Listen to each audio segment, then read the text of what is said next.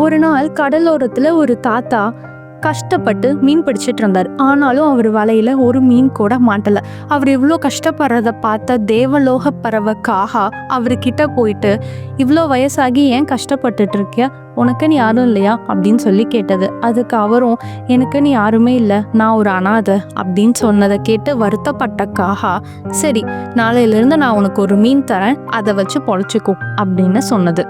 அடுத்த நாள் காலையில தாத்தா கதவை திறந்து பார்க்குறப்போ அவர் வாசல்ல ஒரு பெரிய மீன் இருந்ததை பார்த்து ரொம்ப சந்தோஷப்படுறாரு. அந்த மீனை எடுத்துட்டு மார்க்கெட்டுக்கு போய் அங்க அதிக விலைக்கும் வித்துடுறாரு. காகாவும் சொன்ன சொல்ல மாறாம தினமும் ஒரு மீனை கொண்டு வந்து வாசல்ல போட்டுரும். தாத்தா ஏழையா இருந்தவர் பணக்காரரா ஆகிட்டாரு. வழக்கம் போல ஒரு நாள் மீனை வித்துட்டு வீட்டுக்கு திருப்புறப்போ அரச அறிக்கைன்னு தண்டோரா போட்டதை கேட்டாரு. அதுல காகான்னு ஒரு பறவை இருக்கு, அதை யாராவது பார்த்தா அரசர்கிட்ட வந்து சொல்லணும், அப்படி சொல்றவங்களுக்கு கஜானால இருந்து பாதி தங்கம் அவங்களுக்கு அப்படின்ட்டு வந்து சொல்றதை கேட்டு ஆசைப்படுறாரு தாத்தா. போய் அங்கிருந்த காவலாளி கிட்ட விசாரிக்கிறாரு, எதுக்காக காகாவை அரசர் தேடுறாருன்ட்டு.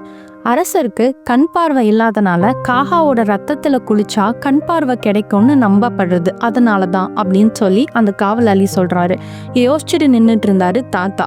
அப்ப பக்கத்துல இருந்த காவலாளி, நீ கேட்கறத பார்த்தா உனக்கு காகாவை பத்தி தெரியும் போலே அப்படின்னு சொல்லி கேட்டதும் அதை கேட்டு பயந்த தாத்தா, காகாவா, எனக்கு எதுவும் தெரியாதே அப்படின்னு சொன்னதை கேட்டு காவலாளிக்கு சந்தேகம் வந்துடுது. உடனே தாத்தாவை அரசர்கிட்ட அழைச்சிட்டு போயிடுறாங்க. அரசர் விசாரிச்சதும் தாத்தா வேற வழியே இல்லாம, காகா ரொம்ப பெரிய பறவை, என்னால் அதை பிடிக்க முடியாதுன்னு சொல்லிடுறாரு. அரசர் உடனே 10 காவலாளிகளை கூட அனுப்பிச்சு வச்சிடுறாரு. எல்லாரும் தாத்தாவோட வீட்டில் அங்கங்க மறைஞ்சிருந்தாங்க.